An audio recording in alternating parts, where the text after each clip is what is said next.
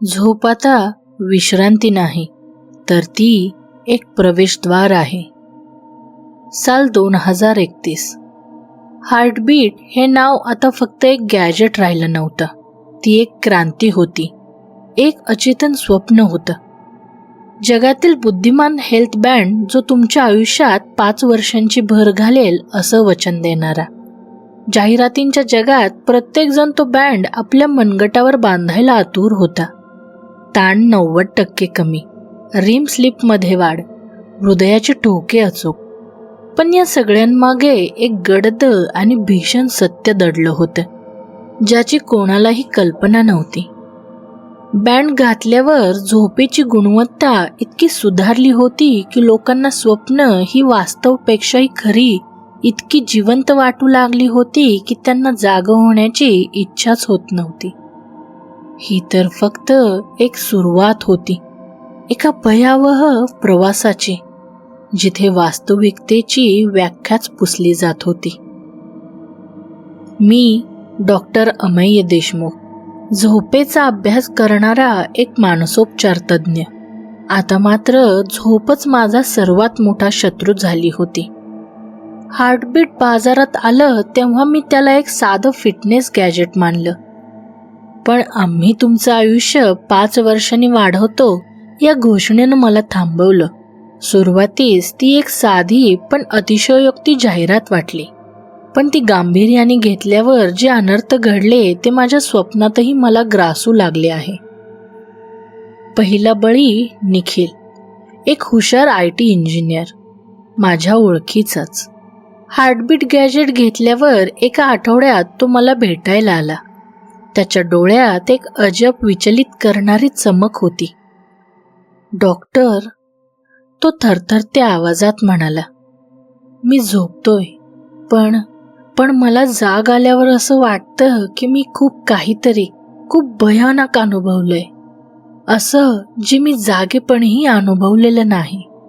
मी त्याला lucid dreaming बद्दल समजवण्याचा खूप प्रयत्न केला, पण त्याच्या डोळ्यातली ती भयान शांतता मला अस्वस्थ करून गेली. 2च दिवसांत बातमी आली, निखिल झोपेतच मरण पावला होता. त्याच्या चेहऱ्यावर एक विचित्र स्मित होतं, जणू त्याने शेवटच्या क्षणी असं काहीतरी पाहिलं होतं जे त्याला परत येऊ देत नव्हतं. ही घटना केवळ निखिल पुरतीच मर्यादित राहिली नाही. काही दिवसांतच असे 4 मृत्यू झाले. सगळे झोपेतच झाले, आणि सगळ्यांच्या हातावर एकच गोष्ट होती, तो भयावह हार्टबीट बँड. पोस्टमॉर्टममध्ये एक मुद्दा वारंवार येत होता. हृदयाचे ठोके सकाळी 2:43 थांबलेले होते, पण बँड सकाळी 3:01 कंपन करीत होता.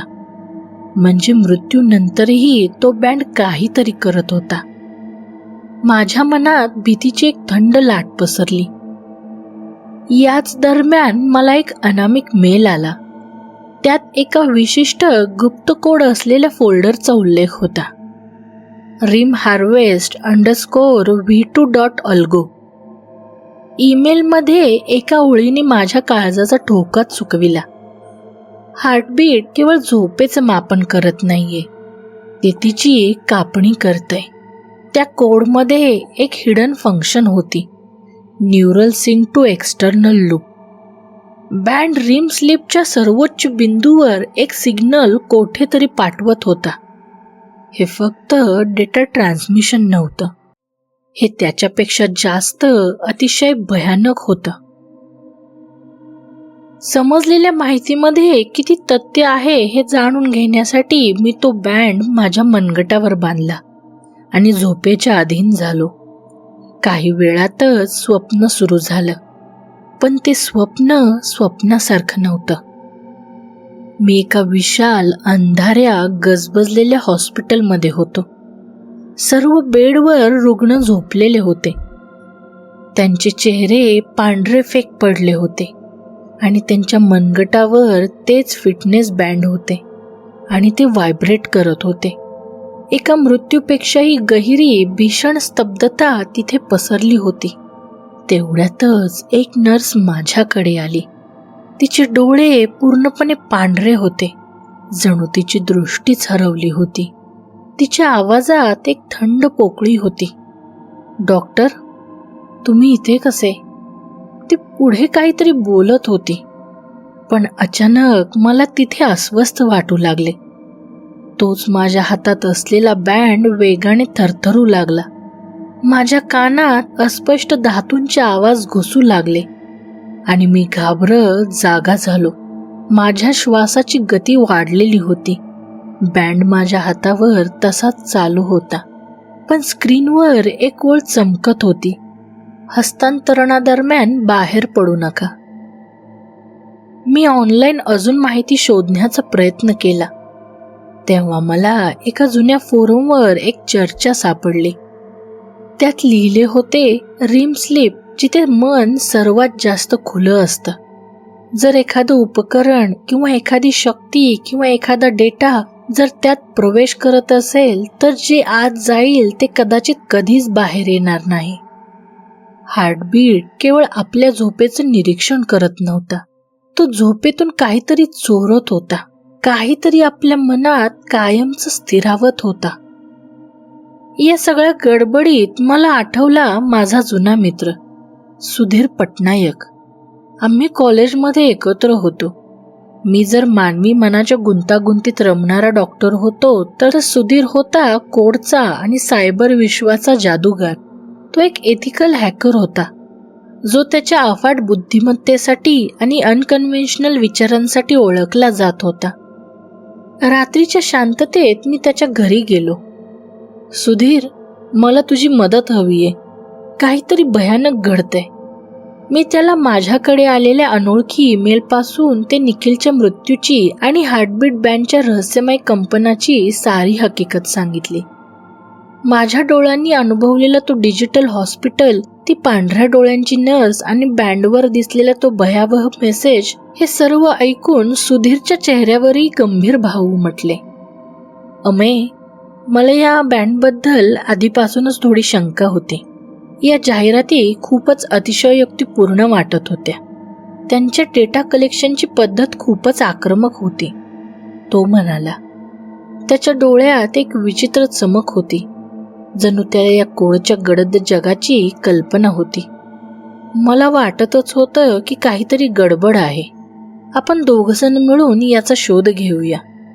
आम्ही दोघांनी मिळून dreamharvest_v2.algo या कोडची सखोल तपासणी केली. सुधीरने त्याच्या अफाट ज्ञानाचा वापर करून कोडचे थर उलगडले. आम्हाला आढळले की हार्टबीट बँड केवळ झोपेचा डेटा गोळा करीत नव्हता, तो तुमच्या रिम स्लीपच्या पीक पॉइंटला तुमच्या न्यूरल फ्रिक्वेन्सीला एका बाह्य लूपमध्ये सिंक्रोनाइज करत होता. तो फक्त तुमचा डेटा घेत नव्हता, तो तुमचं मन एका दुसऱ्या आभासी जगात प्रक्षेपित करत होता. तुम्ही झोपत नाही अमय, तुम्ही स्ट्रीम होत आहात. ज्या ज्या लोकांच्या मनगटावर हा बँड होता ते फक्त झोपत नाहीयेत, तर ते स्ट्रीम होत आहेत. ही धक्कादायक माहिती समजल्यानंतर हार्टबीटचे CEO अनिकेत शहा यांच्याशी संपर्क साधणं गरजेचं होतं. त्यांच्या ऑफिसमध्ये आमची भेट झाली. त्याच्या डोळ्यात एक थंड विकृत चमक होती, जी त्याच्या बोलण्यासोबत अधिकच भयानक वाटू लागली. डॉक्टर, आम्ही आयुष्य वाढवलं, तो हसला. त्याचं हसू ऐकून अंगावर सरसरून काटा आला, पण एका वेगळ्या पातळीवर. रिममध्ये तुम्ही ज्या गोष्टी अनुभवाल त्या मरणाच्या पलीकडच्या आहेत. शरीर गेलं तरी मन झोपेत जिवंत राहतं आणि आम्ही त्या मनाचा उपयोग करतो अमरत्वासाठी. त्याच्या बोलण्यात एक सैतानिक क्रूरता होती. अनिकेतचा हेतू स्पष्ट होता, मानवी मनाला एका डिजिटल अमरत्वाच्या नावाखाली वेठीस धरणे. आम्ही ठरवलं की हार्टबीटचा मुख्य सर्व्हर क्रॅश करायचा, या भयानक प्रयोगाला थांबवायचं. सुधीरने त्याच्या सायबर शस्त्रांचा वापर करून कंपनीच्या मुख्य सर्व्हरवर हल्ला केला, पण हार्टबीटच्या सिस्टीम्स आमच्या विचारांपेक्षाही अधिक मजबूत होत्या. सर्व्हर क्रॅश करण्याच्या प्रयत्नात माझ्या मनगटावर असलेला बँड अचानक वेड्यासारखा थरथरू लागला. माझ्या डोळ्यासमोर ती डिजिटल सिटी अधिक स्पष्ट झाली. शेकडो घोस्ट अवतास माझ्यासारखेच इकडे तिकडे फिरत होते. झोपेतून कधीही परत न आलेले लोक. माझ्या कानात स्पष्ट आवाज घुसला. तुमची वेळ संपली. अनंत रिममध्ये स्वागत आहे. मी माझ्या शरीरातून बाहेर पडत असल्याची मला भीतीदायक जाणीव झाली. काही दिवसांनी सर्व न्यूज मीडियामध्ये एक बातमी येत होती.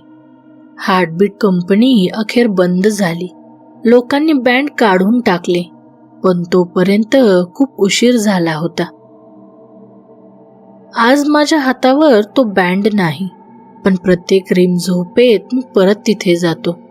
ते हॉस्पिटल, ते निर्जीव चेहरे, ती पांढऱ्या डोळ्यांची नर्स. प्रत्येक रिममध्ये मी माझ्या शरीरातून थोडा थोडा मोकळा होतो आणि त्या डिजिटल नरकात अधिकाधिक बंदिस्तही होतो. माझं शरीर जिवंत आहे, पण माझं मन कधीच ऑफलाईन झालं नाही. ते कायमचं त्या अनंत रिमच्या बंधनात अडकलं आहे. झोप आता विश्रांती नाही, तर ती प्रवेशद्वार आहे. रिममध्ये एकदा गेलात की परत येणं तुमच्या हातात नसतं. काही दिवसांतच एका नवीन स्टार्टअपची जाहिरात व्हायरल होऊ लागली. ड्रीम बीट, जेवढं झोपाल तेवढं अमर व्हाल. तर मित्रांनो, ही होती आपली एक डिजिटल हॉरर कथा. तुम्हाला ही कथा कशी वाटली हे कमेंट सेक्शनमध्ये नक्की सांगा. ही कथा आवडली असेल तर या व्हिडिओला लाईक करा आणि अशाच नवीन कथांसाठी आपल्या चॅनलला सबस्क्राईब करा. चला तर मग भेटूयात एका नवीन व्हिडिओमध्ये एका नवीन भयकथेसह. तोपर्यंत काळजी घ्या आणि दिवा चालू ठेवा, कारण अंधारात कोणीतरी असतेच. शुभरात्री.